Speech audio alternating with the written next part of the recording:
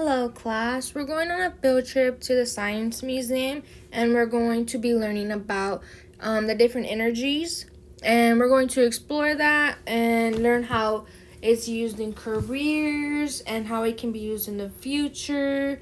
So, when we first walk in, we're on the highest energy level, which is level 4, and this is what you run into the machine going. And I thought this would just be a perfect example for mechanical energy. As the gears are going, it's compressing, they're pumping oil out, and you just see it just moving. Just so cool to see all the different parts working. They're using it to get all the oil out of the ocean floor. And then here around the corner, we run into a generator. And here we're going to learn about how it's using the generator to get energy, which is the electrical energy. And so here's a screen. It's a non-touch experience. You see us working with it.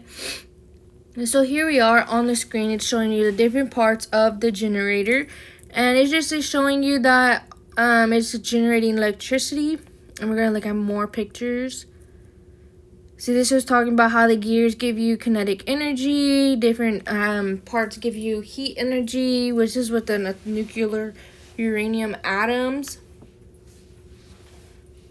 The nuclear power converts into heat energy. The moving pistons and crankable of the combustion engine makes heat energy into mechanical energy, what we talked about in the beginning, that big old machine using mechanical energy. And here's the generator. Have another look around.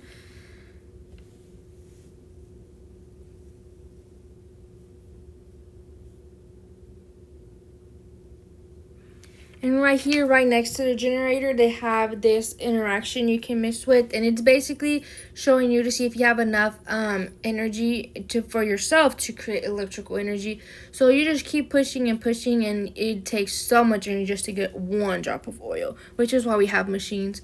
And on the screen next to it, we just clicked, is another one talking about hydroelectric power, using the water to create electrical energy. And here it is, a screen showing you all the information, showing you how dams work, how it's holding the water, and the water slowly going in to go into the system to generate the electricity. Right here, see, the water turns to turbines, which generates the generators, and they produce electrical energy.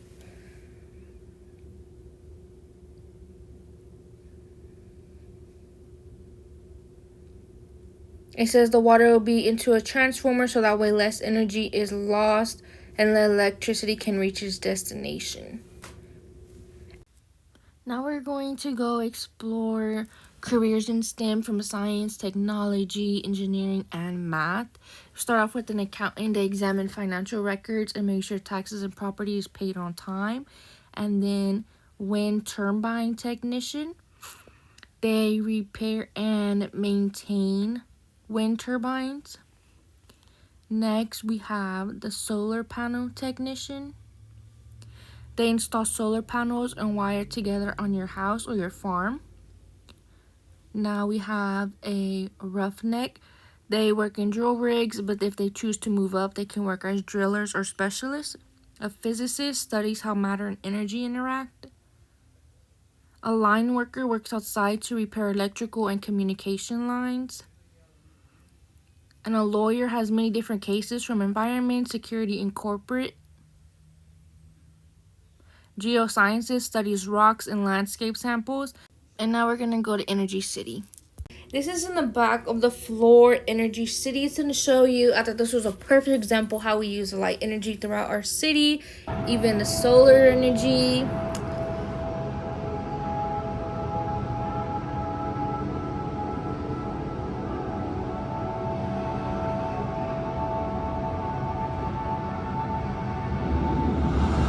It has solar panels that we're trying to talk about right here. And just look how all these solar panels can be used to light up a city.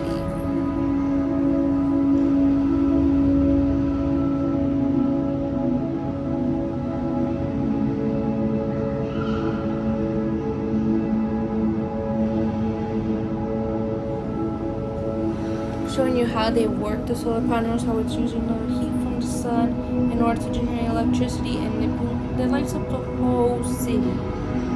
Isn't that crazy?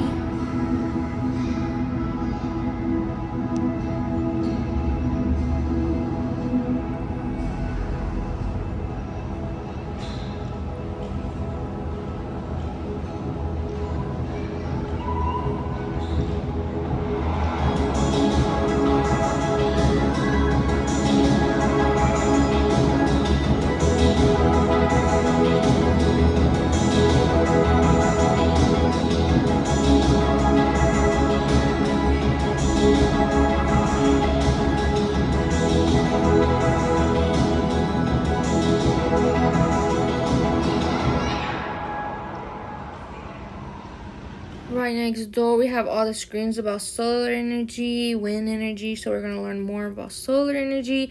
It provides you little readings to read, but we're going to go ahead and watch the video to get further in depth with it. Here it says the sun produces huge amounts of heat energy every day. Can you believe that? Only a tiny fraction of the energy hits the earth, but even that, small enough, is essential. Solar energy makes the earth warm enough for human life, plants. It can be captured and used for generating electricity, as we've seen on the city. Heat from the sun can be used by heating houses and offices, which is a great alternative. The panels of the house traps the sun heat in order to get the water flowing through them. So it uses the water to go into energy, which is what we were learning in the hydraulic water system too. The moisture from the heat. See, the water is heating the house, and for laundry, bathing, dishwashing. Solar thermal energy can also generate electricity. A massive array of special mirrors focuses the heat onto the solar panels. They're able to track the sun so that way it can make sure it targets the solar panels right there on the ceiling, on the roof of the house. The hot liquid salt flows from the tower to a hot storage tank, and then it is used instead of water because it can store more heat than regular water. So that way the system can work all night. It says it flows to a heat exchanger where the heat water is made to steam. I'm showing you move up. As we know, hot air rises, so it's going up in order to produce the electricity in the turbines. And that was for solar. We're going to look at some more pictures, examples of solar panels.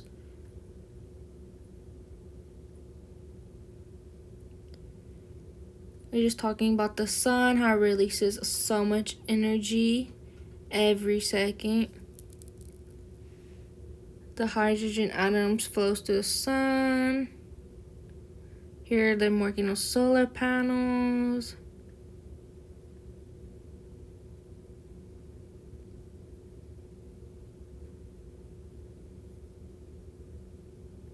Here's one up close so you can see what they're doing. This one's in Germany. Isn't that so crazy how big they are? They even have them in outer space. So that's how those work in space. Did you know that? How satellites work? These are in Nevada. They don't even have to be on houses. It can be on farms. Anywhere can have solar energy. They can power from 6 to 40,000 houses. As long as they are exposed to the sun, anywhere can get run on energy, which is why a lot of people are trying to move to solar panels.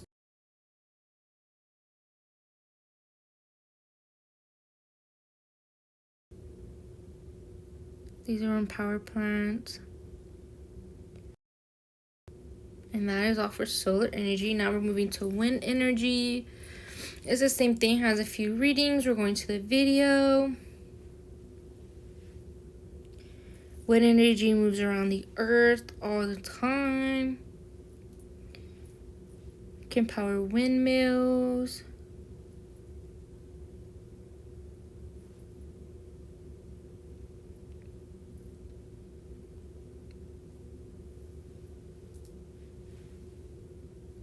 The blades of the windmill rotate electrical generators, which is what it's showing you. Many people use windmills in order to generate electricity from them, the same way they do the solar panels, but this one's using the wind to do it. And now we're gonna go look at some pictures. These are just different types of windmills. They can be in the water, on land, on your house. They started early in the 1500s. This is an ocean. They still use them. On the coast of England. It's not just the US. Anybody can use it. San Francisco, because it's very hot, they can use them. On the beach. And they're really huge. And now we're going to geothermal, which is in the earth. Again, we're going straight to the video. It's when the heat in the earth in order to warm up the earth.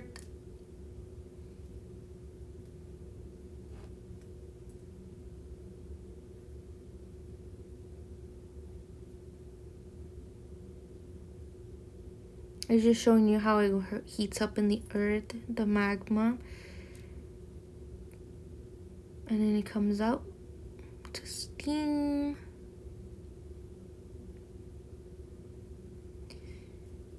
Sometimes it'll stay trapped in the rock. Sometimes it'll come out through that little spout like it just did. They call it a geyser.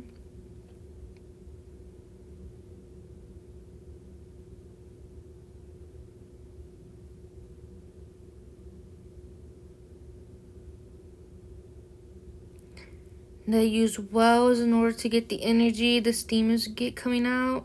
They inject the earth in with little production wells. The steam powers a turbine to generate electricity as well. So anything can generate electricity, from like the sun to wind to the earth itself. Any type of way they're creating to create electrical energy. You just think you're plugging in something into your socket and the wall. It literally can come from the sun to give you energy as well.